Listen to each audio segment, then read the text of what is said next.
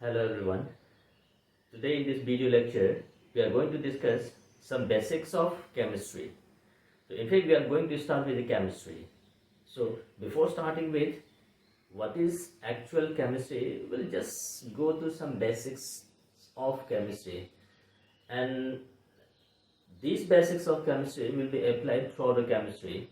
So we are going to learn in fact what is chemistry first, what is the importance of chemistry, and what are some basics that is required for studying the chemistry. So starting with the topic, that is basics in chemistry.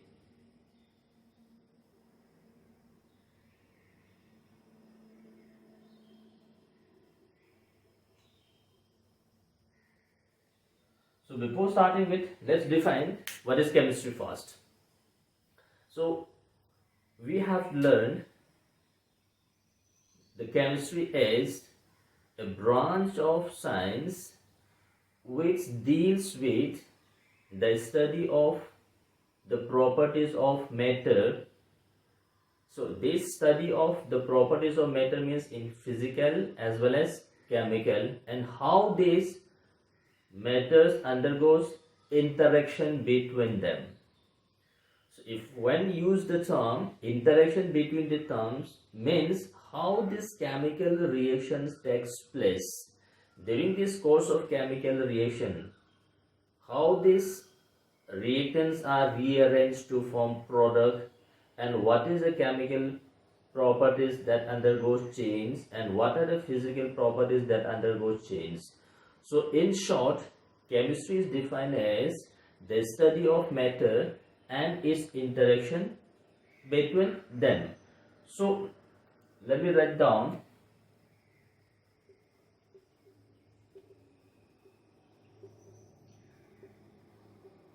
study of matter and its interaction between them. So this is what we call as chemistry. So in law class we have simply said study of the chemical properties of elements. So when I say the elements, instead of elements, it's better define study of the properties of matter.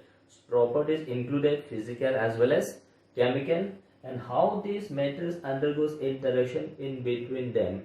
So that is what we call as chemistry. So as I told you, the interaction between them means what is the chemical reaction taking place between the reactants.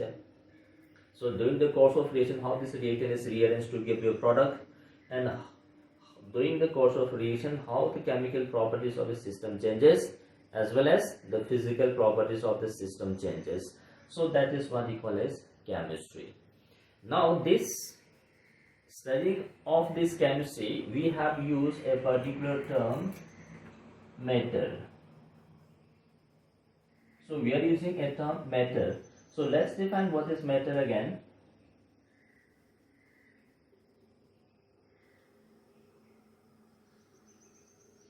Now we all know all the things that is around our surrounding has got some mass, volume, and occupies space.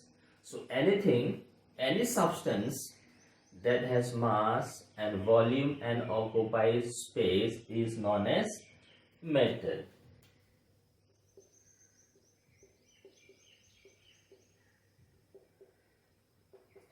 That occupies space means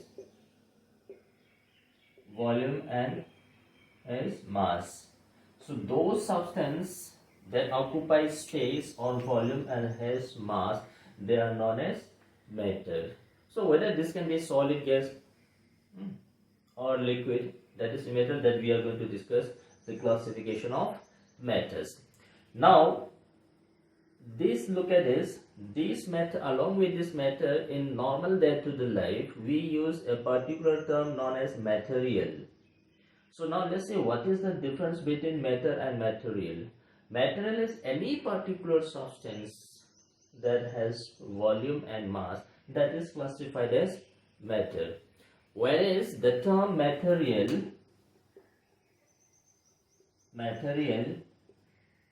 is those matter which has got specific use. Any substance or any matter, if that has got specific use, that matter is known as material. Matter with specific use. So any substance or any matter that has got some specific use for us, that is known as material.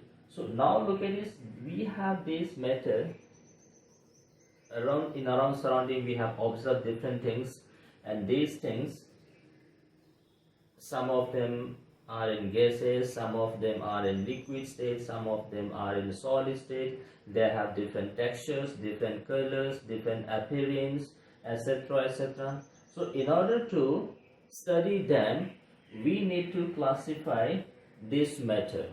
So now coming to this classification of matter, we have this matter. Now this matter is broadly classified into physical classification, and we have chemical classification. Physical classification and chemical classification. Now this physical classification, we already know physically matter is classified into solid, liquid, gas. Along with this, we also have two more, that is plasma state, and we have Bose-Einstein condensate. So now look at this, we are not going to focus on this plasma state and Bose-Einstein condensate. Now look at this, we are all aware of this term solid, liquid, gas, plasma and Bose-Einstein condensate. Now coming to the chemically these are classified as pure substance and impure. So this impure is also known as mixture. Now these pure components are further subclassified into elements and compounds, whereas this impure is the mixture is classified into homogeneous and heterogeneous.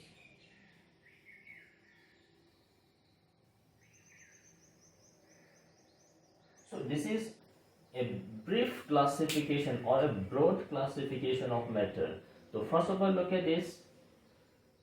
This matter is classified into physical, and under this physical we have solid, liquid, gas, plasma state and Bose-Einstein condensate. Plasma state is when these gases are at very high, subjected to very high temperature, these gases undergoes ionization, and that gas which exists in ionic state at a high temperature condition is known as plasma state. Whereas Bose-Einstein condensate is under very low temperature. So this is plasma state and Bose-Einstein. Now we are going to focus on the solid, liquid and gas. So now let's have a recap that we have gone through solid, liquid and gas, the properties of solid, liquid and gas. The first classification, that is solid, liquid and gas, is based on the strength of the intermolecular attractive force that occurs between the components of the matter. Now in solid state, the components or the particles of the solid state are very close to each other, they are at the closest distance.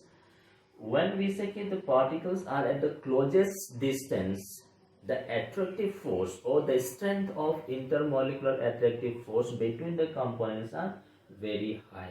so that exists in solid. So solid, the intermolecular distance between the components are very less, and they occurs a very strong attractive force. Whereas in case of gas, the distance between the components are very far. As the distance between the components are very far, the strength of intermolecular attractive force being the weakest, and that substance exists as a gas. Now in between this solid and gas, the distance is less than that of gas but more than that of solid.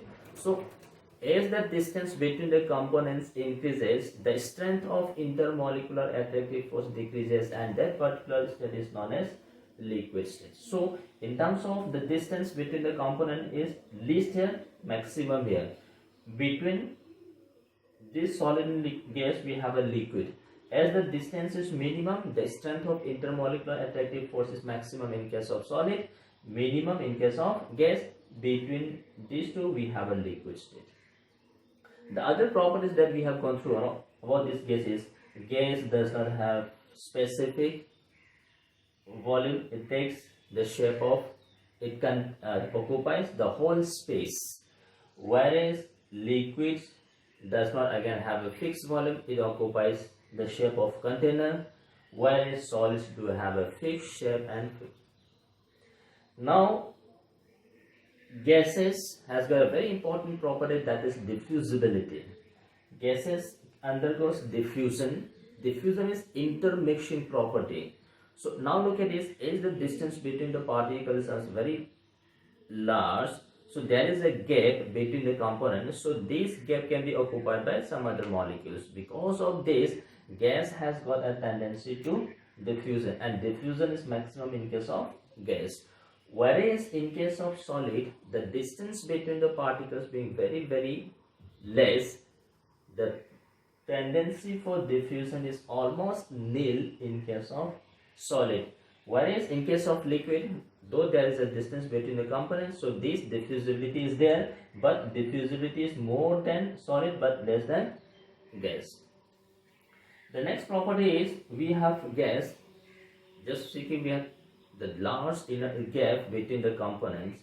So because of this, the intermolecular attractive force is least. So these molecules can move randomly with high kinetic energy. If they are moving randomly, so with a high speed, so the kinetic energy possessed by the molecules is high in case of gas. Now in case of solid, as the distance between the components are very less, the attractive force is very high, so tendency for movement of these particles will be almost zero. That means they can only oscillate about their mean position, but they cannot move freely throughout the substance. So as this movement is restricted here because of strong attractive force, the kinetic energy possessed by the molecules will be almost zero. Whereas in case of liquid, the energy will be between solid and gas, more than solid but less than gas. Then also we have gases has got compressibility. As I told you, the distance between the particles are more, so there is a gap. So because of this, the gas can be easily compressed. Whereas in case of solid, the distance between the particles being least, no space is left, so the compressibility is almost zero. Whereas in case of liquid, there is a gap, so there is a still compressibility, but the compressibility is less than that of gas but more than that of solid. So these are some basics, and if you look at this, all this we explain based on distance and the strength of intermolecular attractive force between the components. Now coming to this chemical classifications, because we are going to focus on this chemical classification. So now coming to the chemical classification, we have a pure substance, we have impure substance. Now coming to pure substance are further classified into elements and compounds. So let's take up this first, that is elements. Now look at this, we have a number of elements that is present in the periodic table. So we have a number of elements. So we say carbon, hydrogen, oxygen, nitrogen, these are known as elements. The question is why these are known as elements. What is the basic criteria for describing a particular substance to be elements? So now coming to this, elements are classified as a pure substance. So these elements are those substance which contains only one kind of atom. Contains only one kind of atom. So those substances which contains only one kind of atom are known as elements. The number of atoms may be 1, 2, 3, 4, 5, 6, but only one kind of atom should be present. So if the system contains only one kind of atom, then that is known as elements. So as I told you, number of atoms may be more than one. This may be monoatomic, means this substance contains only one atom. So let's take the case, we have looked at this helium, noble gas, neon, argon, krypton, xenon, radon, etc. So all these noble gas, they contains only one kind of atom and one atom in ground state. So since only one atom is present, so these are known as monoatomic. We can have diatomic, means we have two atoms are present. So let's take the case of hydrogen gas. So we have looked at this hydrogen gas. Hydrogen gas contains only the atoms of hydrogen, but how many atoms? Two atoms of hydrogen is present. Similarly, look at this, we can have oxygen, we can have nitrogen, we can have chlorine, we can have bromine, we can have iodine, we can have fluorine, etc. So these contains only one kind of atom, but two atoms in elemental state. We can also have polyatomic, means more than two. So under this polyatomic form, we can have look at this O3 ozone. Only the atoms of oxygen, but how many atoms? 3 atoms are present. We can have P4 phosphorus, we can have sulfur S8. We can also have the graphite. Look at this graphite. Now this graphite is made up of carbon and two-dimensional structure. Similarly, we can also have diamond. So both graphite and diamond is made up of atoms of carbon, which is polymeric. What is difference between these two? We are going to discuss later on. Just let me give you a hint here. Diamond is having three-dimensional structure, whereas graphite is having two-dimensional structure. And this graphite and diamond is a pure substance made up of only carbon. So we have looked at it, this is elements. So briefly saying, if the substance contains only one kind of atom, this may be mono, di, tri, tetra, penta, or this may be polyatomic. So those substances are classified as elements. Now after this, we have a substance known as compounds. If the substance contains only one kind of atom, that is known as element. If the system contains more than one type of element, that is known as compound.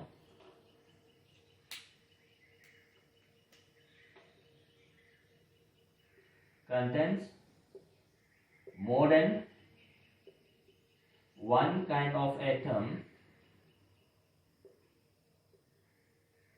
in a fixed ratio,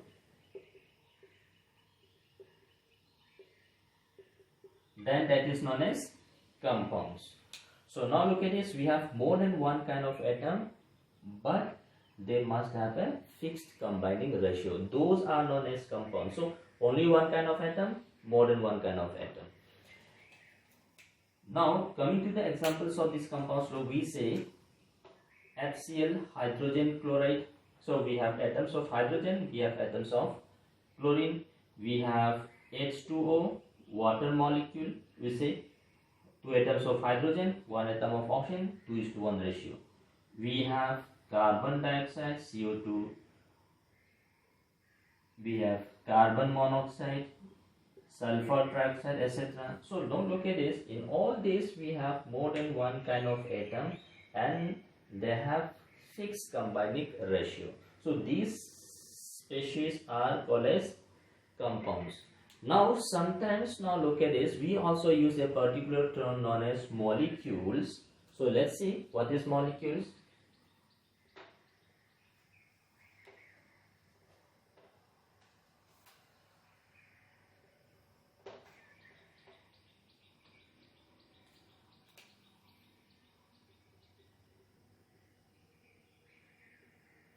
Now look at this, let me just give you. We say a hydrogen molecule. We are saying a hydrogen molecule, oxygen molecule. We also say a carbon monoxide molecule, carbon dioxide molecule, H2O molecule. Now look at this. Both these compound and elements, some of the elements we call as a molecule, some of the compounds also we call as a molecule. Now what is the criteria for describing a substance to be molecule, or what should the basic definition? Why some molecules are in elemental state, why some molecules are in compound form? So let's have let's have a brief idea about this molecule. What actually molecule means? Now look at this, we have a substance, we have a matter. Now to describe this matter, we need to have some smallest basic unit, smallest basic chemical unit that can be used to define the properties of that particular matter, and that smallest unit retains its properties. So that smallest unit of a matter which retains its properties throughout and is used for describing all the properties of matter, that smallest unit, chemical unit, is known as molecule. So definition says smallest unit of a matter which retains its property and is used to describe all the properties of matter.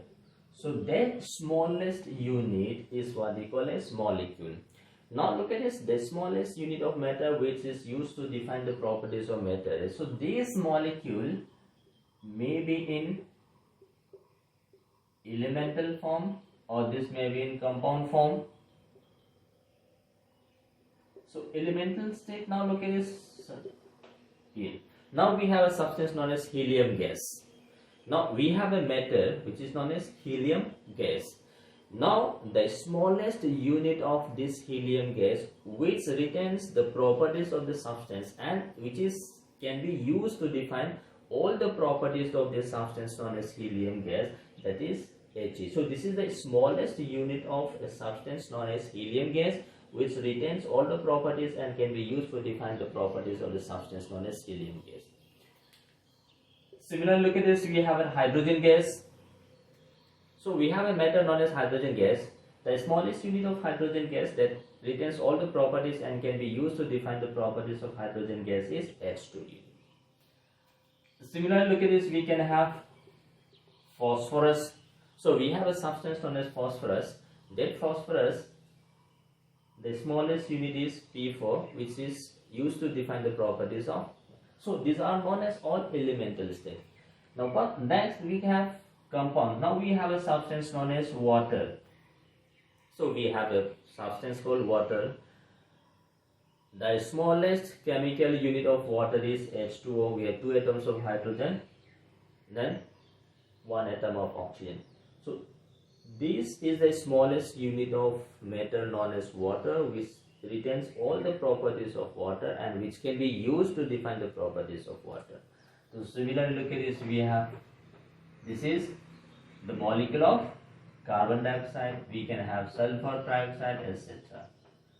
So both these elements and compounds comes under molecules, but elements only one kind of atom. Compound contains more than one kind of atom. So now look at this. In this compound, suppose take this case, hydrogen gas combines with oxygen gas, when this gives you H2O liquid. Now we have hydrogen gas, which is supporter of combustion. Which is a combustible gas. Oxygen is a supporter of gas, but the moment this hydrogen and oxygen combines to give you water, this water no longer supports combustion. In fact, this water is used for extinguishing of fire. So the properties of this compound, in this compound, the properties of these elements, atoms, hydrogen and oxygen, no longer retains. Initially we have hydrogen and oxygen have individual properties. Once this hydrogen oxygen combines to give you water, this water we have hydrogen and oxygen, but the atomic hydrogen and oxygen that is present in water does not have its individual properties. The properties of this water is entirely different from the properties of hydrogen and oxygen gas. So this may be compound. So this is the difference between element, compounds and the molecules. So this comes under pure substance. Now in case of impure substance or mixtures, we have homogeneous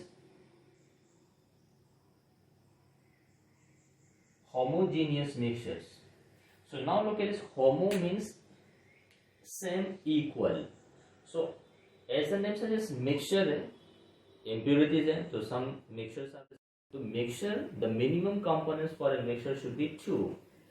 Maximum, there is no limit for maximum. We may have 3 components, we have 4 components, we may have 5 components.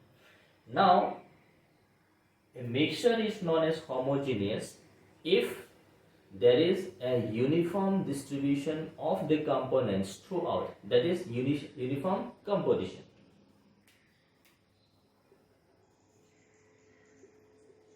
Uniform distribution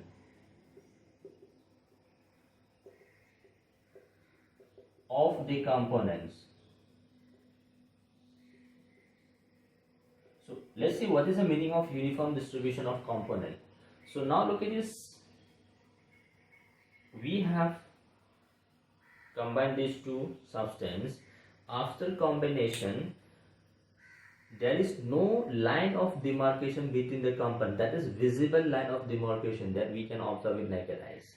So before mixing, there is a clear line of demarcation, but once these two are mixed, that between the components there is no line of demarcation or separation wall or distinguishing wall between the components. Means at any particular point we cannot say okay, we have component A is more, component B is less. At each and every point we have same distribution, uniform distribution of the components. So now that means no separating or boundary wall between the components. Example, look at this. Salt plus water. After dissolution of salt in water, we can also get this particular area has got some more and less water. In all areas, at all the points, there is a uniform distribution of salt and water. Then we can have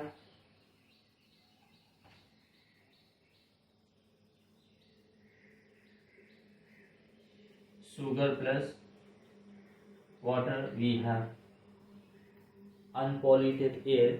In case of unpolluted air, the basic composition is 21% oxygen, 17% nitrogen, and the rest is some small trace gas. So this is what we call as homogeneous.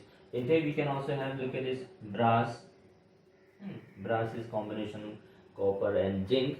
So now look at this, a metal combustion is. So in case of brass, we can also say at particular point copper is more, at particular point copper is less. So this is all what we call as homogeneous.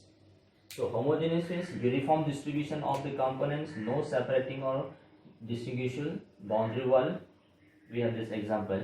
Then we have heterogeneous. Heterogeneous, if homogeneous says there is a uniform distribution, then heterogeneous means there is no uniform distribution. If I say there is no uniform distribution, it means there is a clear distinguishing boundary, separating boundary wall between the components. Even after mixing, we can clearly say at this particular point, look at this, we have A here, we have a B here. So that type of mixture is known as heterogeneous mixture. So this is non-uniform distribution.